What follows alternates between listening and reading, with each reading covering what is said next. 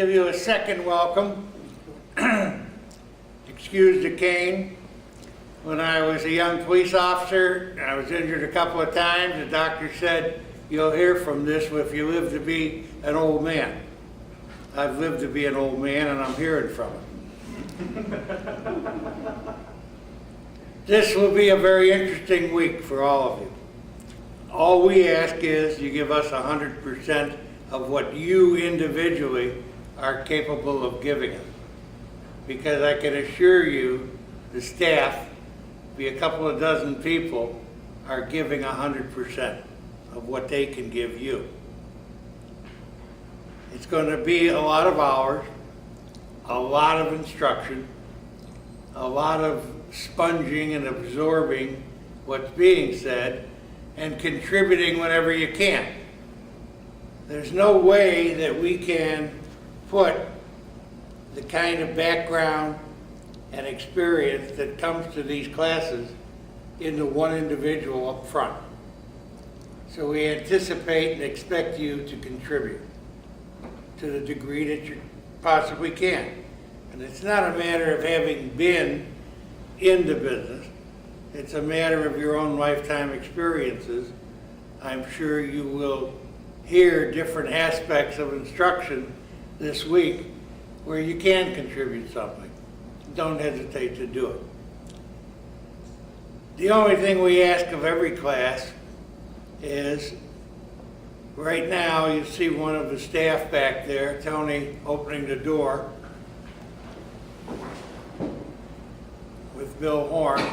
And the reason they do that is that there's going to be a march right now of all your egos going out in the hall. Right there. They'll wait for you until Saturday. Saturday you can pick your ego up. Because you're going to be embarrassed, only because you may feel embarrassed this week, which you shouldn't be, but you will. You'll make mistakes, and so will we. Don't worry about it. Just keep on moving. Just do the best you're capable of doing. And as I say, on Saturday, your ego will be right out there, stacked up in the hall. Pick it up, go home with it. But don't ever try to get in touch with it this week, because it's not going to work for you.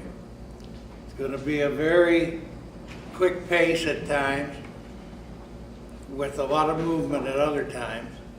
Sometimes you'll just be sitting in the room until you feel you've been here a month, and other times you'll be moving around so fast in the community you won't know where you are.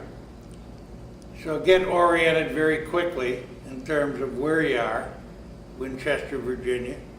Get oriented as to north, south, east, and west, because we anticipate when you get the paperwork after dinner that you will know where you are, because at times you're going to have to move out very quickly in different directions, which is reality.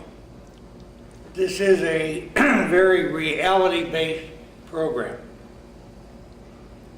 Reality in the sense of long hours and a lot of information that you will absorb and then show us that you learned something from the instruction that was given by actually getting out and being able to do a few training exercises, inside and outside, on the move, based on what you've learned. It's not that difficult at all, and it won't be difficult, I'm sure, for any of you, based on your background and experience that you're bringing in to these classrooms. This business has a lot of basics that will not change over the decades and hasn't changed. When I was a young officer in Chicago, I protected Mayor Richard J. Daley. His son later became mayor. At that time, his son was a young child, obviously.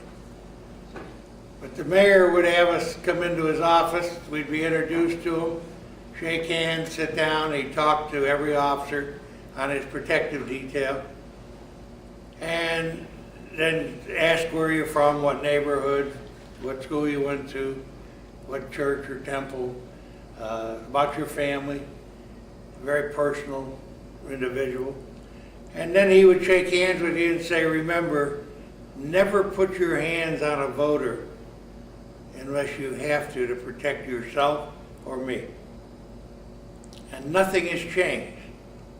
That was back in the 50s, about putting your hands on people.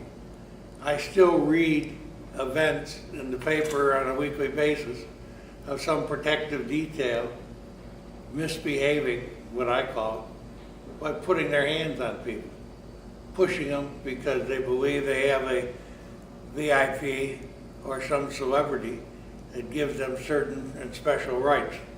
It doesn't. Learn not to put your hands on people. You don't have any right to do that unless you're protecting yourself or the person you're protecting, or within your entourage, actually. That's a basic scenario, and it hasn't changed. And we'll teach you a lot of basics that haven't changed for a couple of thousand years in the profession of protecting someone else. A very special profession, because you're putting your life in front of someone else's life. And they're looking at you and to you, excuse me, to protect them. And that's what you're there for. That's a basic, and it hasn't changed at all. So a lot more information has trickled down over the centuries, obviously. We're in a very highly technical era now, but the basics haven't changed. They haven't changed at all. So I welcome you to the program. And what I'd like to do is start off with John, and as the staff that is here, this by no means is the entire instructional staff. Many will be with us all week long. Others will come and go. You make their presentation, be on their way. They will give a brief background on themselves.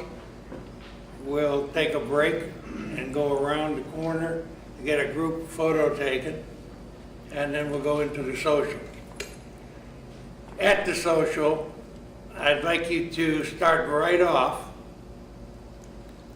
being a little extroverted. It's always intrigued me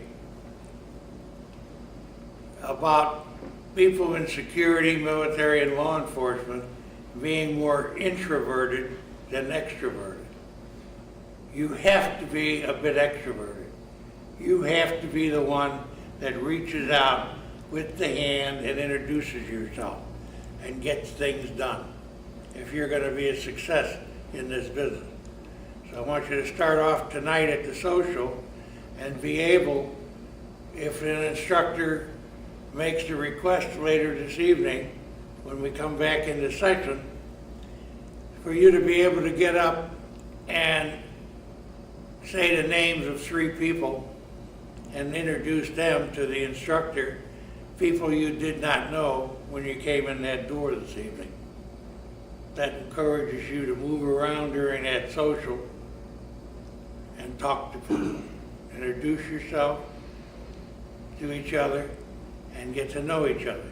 You're going to spend a lot of time together, and it's an important exercise.